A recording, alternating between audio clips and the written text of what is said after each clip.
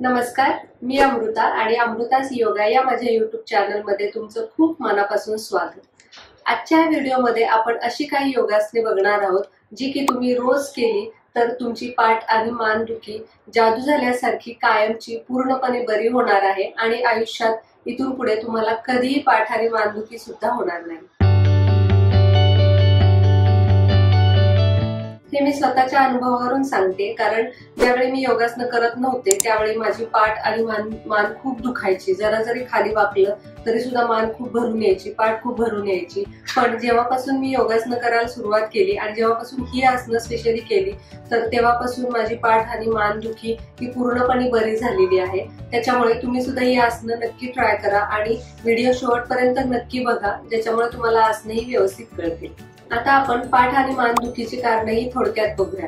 तर आजकाल बऱ्याच जणांना ऑफिसमध्ये डेस्कवर 9-9 तास काम करावं लागतं आणि त्या ठिकाणी चुकीच्या पद्धतीने बसल्यामुळे बरेच लोक डेस्कवरही अशी बसतात आणि बाक काढून बसतात. त्याच्यामुळे पाठ पण खूप भरून येते आणि मान पण दुखायला लागते.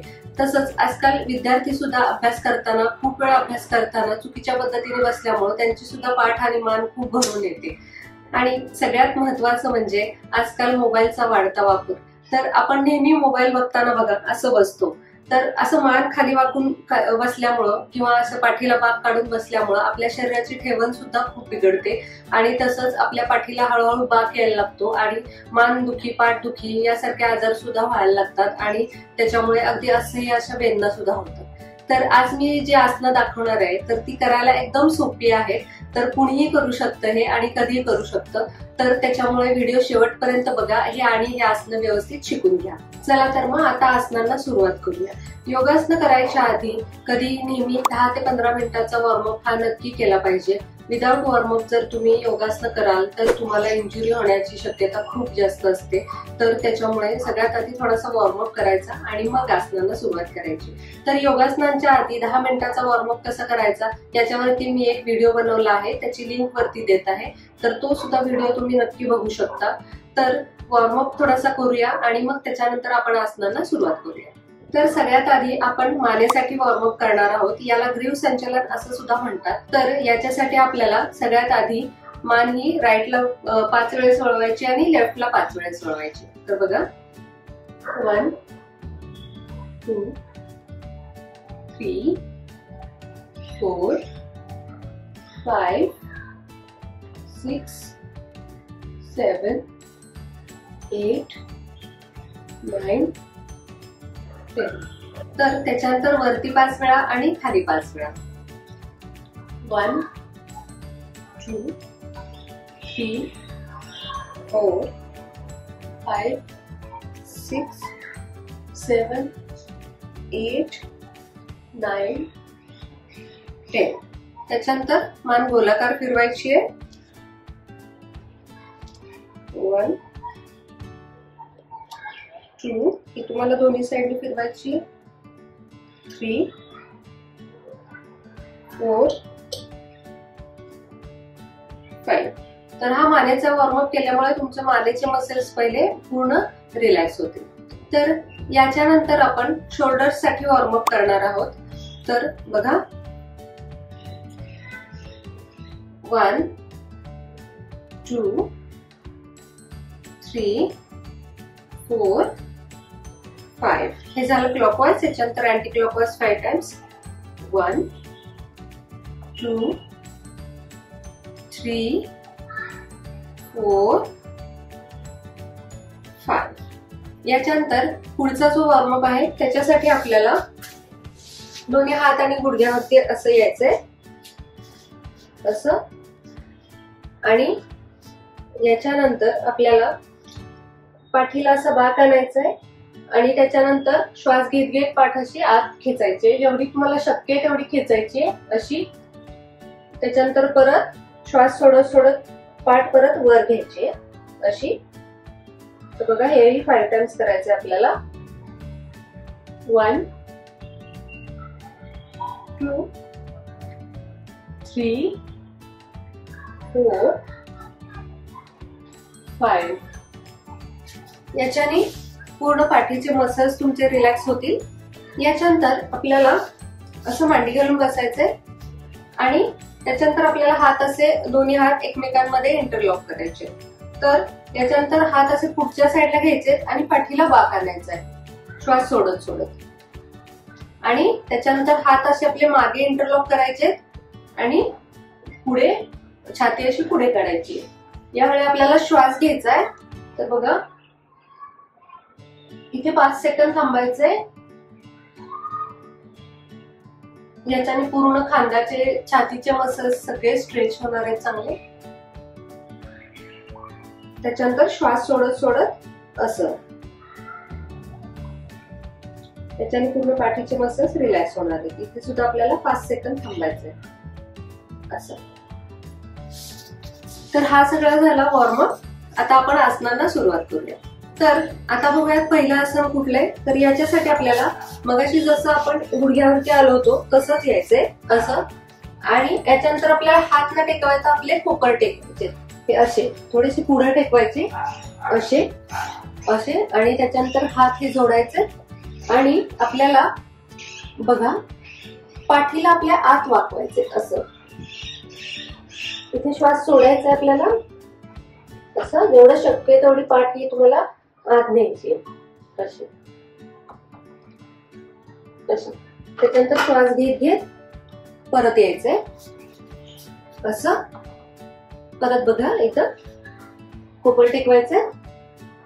याच्यानंतर पाठ तुम्हाला जेवढी शक्य आहे तेवढी श्वास सोडत सोडत आत घ्यायचे अशी. याच्याने तुमच्या पूर्ण खांद्यांना आणि पाठीला खूप रिलॅक्सेशन मिळेल.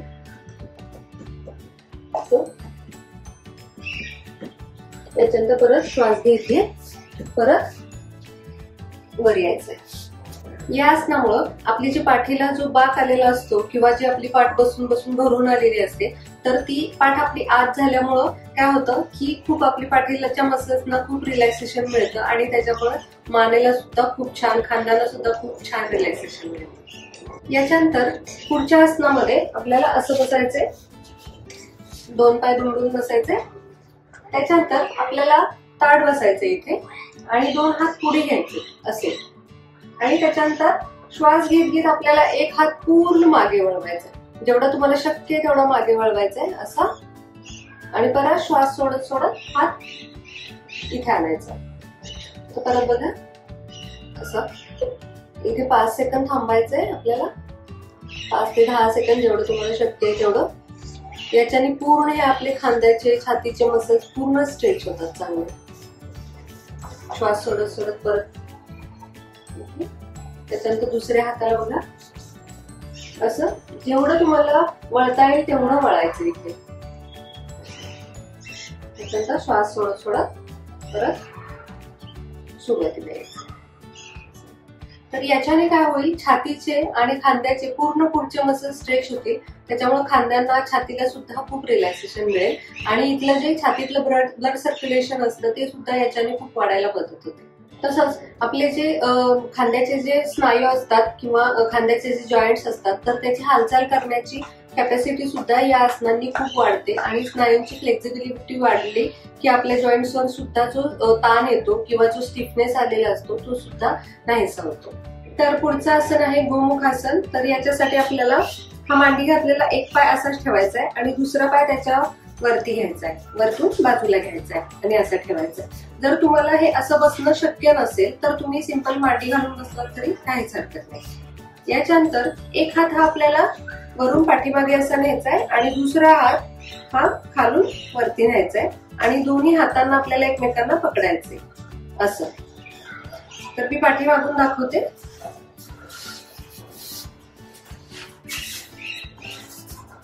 तर बघा हा हात आपल्याला खालून वरती न्यायचा आहे आणि हा हात वरून खाली आणि ह्या दोन्ही हाताने आपल्या एकमेकांना पकडायचे असं.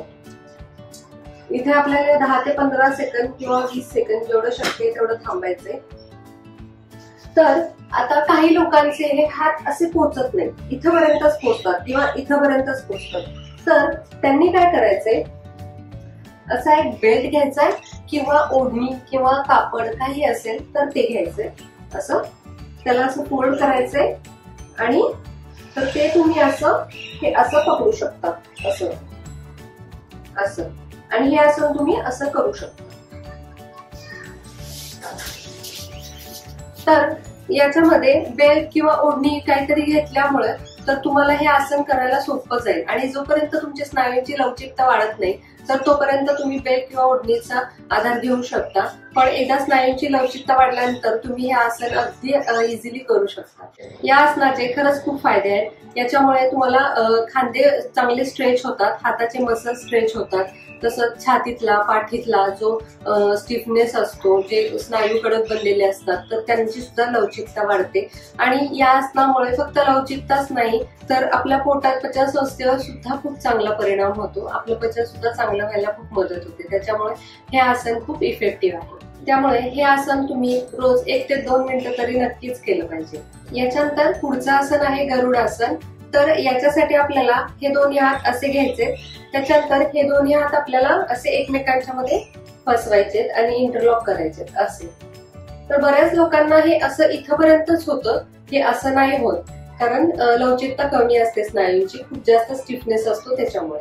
तर तुम्ही अशा केसमध्ये काय करू शकता सुरुवातीला, की हे हात असे घेऊन जेवढं शक्य आहे तेवढं हे तुमच्या खांद्यांना असं ताणून हे असं घट्ट एकमेकांना पकडू शकता असं. तर सुरुवातीला हे आसन तुम्हाला नक्कीच कठीण जाईल, पण जसे जशी लवचिकता वाढेल तसं तसं हे आसन तुम्ही इझिली करू शकता. या आसनाचे खूप सारे फायदे आहेत. तुमच्या छातीमधला, पाठीतला, तसंच खांद्यातला स्टिफनेस जाऊन तुमची लवचिकता वाढते. तसंच ब्लड सर्क्युलेशन सुद्धा खूप चांगलं होतं, म्हणजे रक्तविसरण खूप छान होतं. त्याच्यामुळे पाठदुखी, मानदुखी ही कायमची बरी व्हायला खूप मदत होते. हे आसन सुद्धा तुम्ही 20 ते 30 सेकंद तरी एका वेळी थांबायचे, असं 1 ते 2 मिनिटं सुद्धा करू शकता. ही सगळी आसनं झाली आपल्या स्नायूंची लवचिकता वाढवण्यासाठी. पण आपल्या स्नायूंना स्ट्रेंथ सुद्धा पाहिजे, म्हणजे ताकद सुद्धा पाहिजे. त्याच्यामुळे आपल्याला आयुष्यात परत कधीच पाठदुखी, मानदुखी होणार नाही. तर त्याच्यासाठी आता मी 2 आसनं दाखवणार आहे, ती पाठीची स्ट्रेंथ म्हणजेच ताकद वाढवण्यासाठी खूप उपयोगी आहे. तर पहिलं आसन आहे भुजंगासन. तर त्याच्यासाठी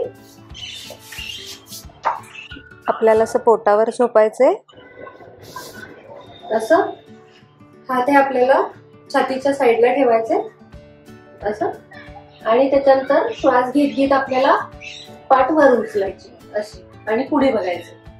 जेवढं तुम्हाला शक्य आहे तेवढं बघायचंय. असं जरुरी नाही की तुम्ही खूप पाठीमागे गेलं पाहिजे. तुम्हाला सुरुवातीला जेवढं शक्य आहे तेवढं तुम्ही बघायचंय. हे श्वास घेत घेत करायचंय. त्याच्यानंतर परत श्वास सोडत सोडत खाली यायचं. परत बघा, श्वास घेत घेत वर उचलायची पाठ, समोर बघायचंय. इथे तुम्ही 15 ते 20 सेकंद तरी थांबायचंय. त्याच्यानंतर परत श्वास सोडत सोडत खाली यायचं असं. तर हे भुजंगासन केल्यामुळे आपल्या पाठीला खूप चांगली ताकद मिळते, स्ट्रेंथ मिळते. त्याच्यामुळे पाठदुखी तर नाहीशी होणारच आहे, पण त्याच्यानंतर आयुष्यात तुम्हाला परत कधीच पाठदुखी होणार नाही. याच्यानंतर पुढचं आसन आहे शलभासन. तर ह्याच्यासाठी आपल्याला असं पाठीवर पोटावर झोपायचंय, असं हात बाजूला ठेवायचे असे. याच्यानंतर खोल श्वास घ्यायचाय आणि आपल्याला पाठ आणि पाय दोन्ही एकाच वेळी उचलायचे असं. जेवढं शक्य आहे तेवढं उचलायचंय. परत श्वास सोडायचाय, खाली यायचंय. हे तुम्ही रिपीटेडली करू शकता, किंवा इथे तुम्ही वर उचलून पाठ आणि पाय उचलून तिथे 5 ते 10 सेकंद तुम्हाला शक्य असेल तर थांबू शकता. तर परत बघा, खोल श्वास घ्यायचाय,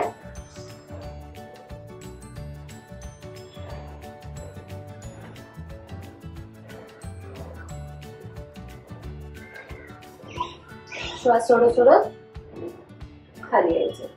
या आसनामुळे आपल्या मानेची, पाठीची, मणक्याची, सगळ्याची स्ट्रेंथ एवढी चांगली वाढते ना, की परत कधीच पाठदुखी किंवा मानदुखी ही होणार नाही, किंवा आपल्या शरीराची ठेवण सुद्धा कधीच बिघडणार नाही.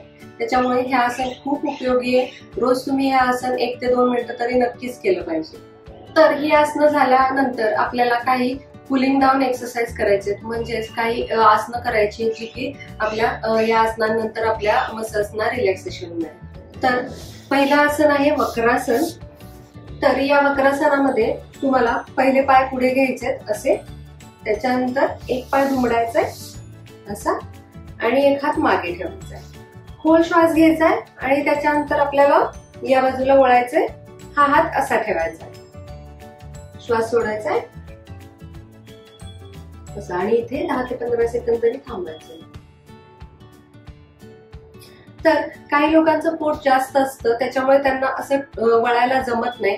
तर त्या केसमध्ये त्यांनी काय करायचंय, तर पाय असा ठेवला की ह्या हाताने ह्या पायाला असं पकडायचंय आणि मग वळायचंय, असं श्वास सोडत सोडत. याच्याने पाठीचे मसल खूप छान रिलॅक्स होतात. तर इथे 10 ते 15 सेकंद थांबायचंय. आणि सेम आपल्याला असं दुसऱ्या बाजूला करायचंय.